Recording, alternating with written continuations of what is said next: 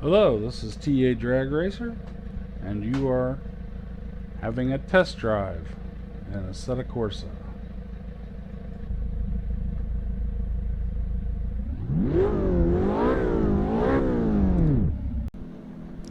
Hello everyone, this is TA Dragracer back with another episode of Test Drive. Today we're going to drive the Lotus 49 1967 F1 race car. It had a couple firsts. It had the first vehicle with a Ford Cosworth double overhead valve engine. It also is the first vehicle that had the engine mounted as part of the frame support, basically. Now all F1 cars are like that. It was driven by Mario Andretti, among others. Very competitive race car. So let's take a drive on the Nordschleife, see how it handles, what the car feels like. This is Assetto Corsa. Love the way the car sounds. We're going to take a lap around the Nordschleife. It's about 45 kilometers.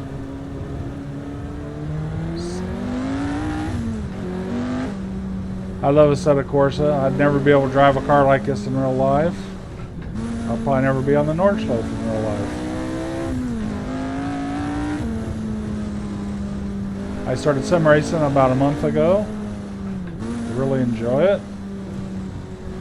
Hope everyone gives it a try that loves to race cars or like to be around cars. These cars from the past, I probably won't ever see one of these cars, let alone drive one. Of course, this is a simulation. It's still a lot of fun.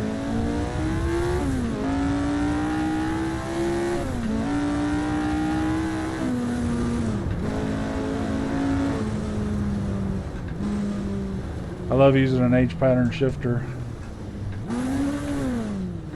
As long as you don't put it in first when you want to put it in second, you're fine.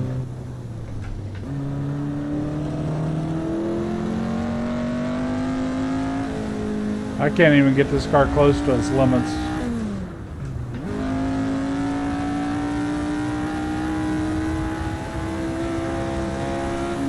Said I've been doing this for about a month.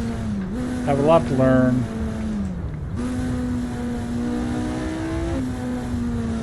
I play Assetto Corsa, iRacing, Assetto Corsa Competizione.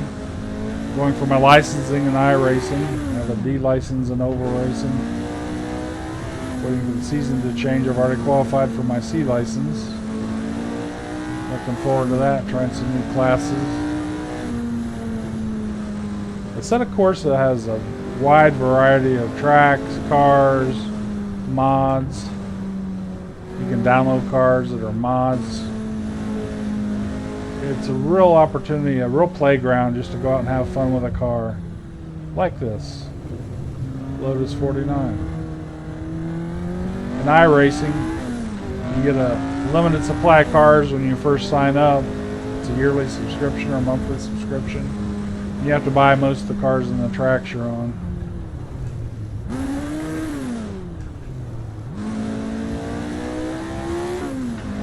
Careful I don't blow the engine, hitting the wrong gear. Need to concentrate on what I'm doing.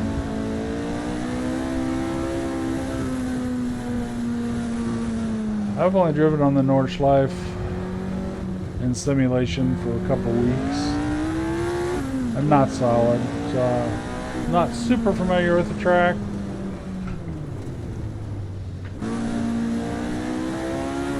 I find it a lot of fun doing rides like this in cars.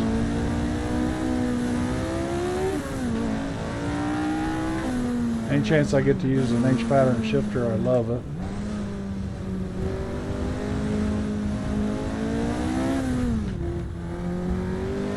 Most of the race cars use paddle shifters,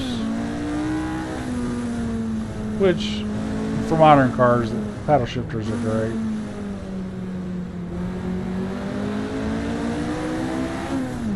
I grew up using a 4-speed. I love shifting gears.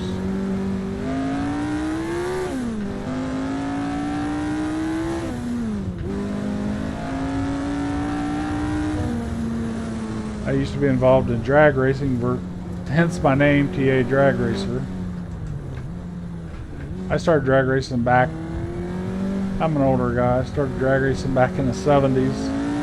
I had a 55 Chevy, a 454, 4-speed. I loved to race, went through various cars. Spent a long time without any race cars. Had a family. Of course, all the funds went to that instead of race cars. Got back into it in the late 80s. Drag raced a Trans Am. And I shifted to a Pro ET car. And a Super Pro ET car. I had a 75 Chevrolet Monza with a 498 big block Chevy. Run high 5 seconds, low 6 seconds in the 8th mile, 130, 140 mile an hour, which I ended up crashing eventually. Didn't have the money to replace it. Had a couple kids in college at the time. So now I get my kicks in this game. Like I said, I just started sim racing about a month ago. A few months ago I bought a Logitech G29 just to play with on Forza. Really liked it, started looking into sim racing. I didn't know what was available. Saw a lot of content on YouTube. Thought I'd like to try that. So I started out, I got a wheel stand, which was much better than having it mounted to a desk.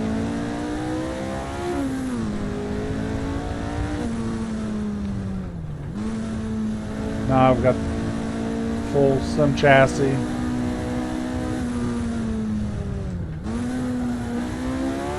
I went with Fanatec DD Pro, 8 millimeters or 8 newton meters of torque as a performance package on it. Got the CS Formula V 2.5 steering wheel. Version 3 foot pedals and the Fanatec shifter.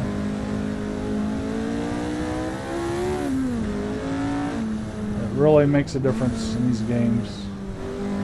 The immersion, filling the track, just having overall fun. Logitech was fine, it was a lot noisier. Didn't have near the feedback that this direct drive wheel has. But if you're going to get into sim racing, I'd recommend you start with something like a Logitech, a 920 or the 923. Depends on, you can get a version for the PlayStation or for the Xbox.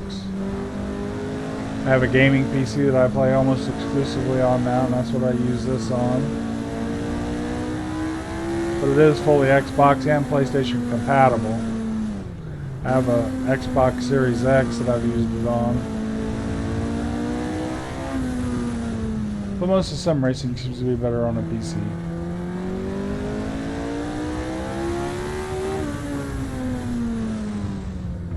But it's a good way to get involved in it.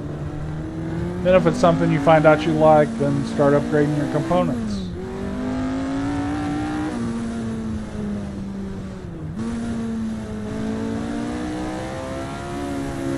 This can be lots of fun. And it can be addicting.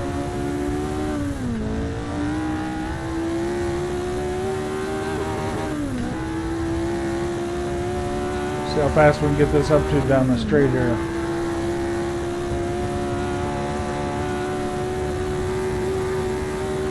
173, 177, 180, 81.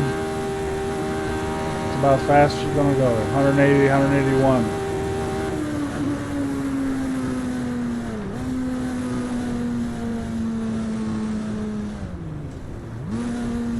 We're almost at the end of the course here.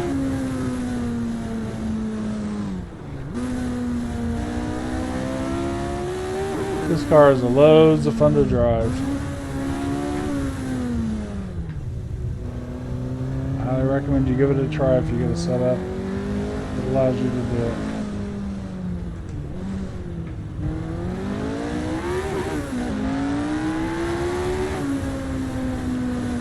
This is back at the starting line. Well, I hope everybody enjoyed the Lotus 49. I'll do other drives of cars that in no way in the real world I could afford or drive. And I'll bring you along with me if you'd like to come. Hope you enjoyed the video. If you did, please leave a like. If you wish to subscribe, I'd appreciate it. I've just started this, so I cherish every subscriber I get. Hope everybody has a great day, and I will see you later.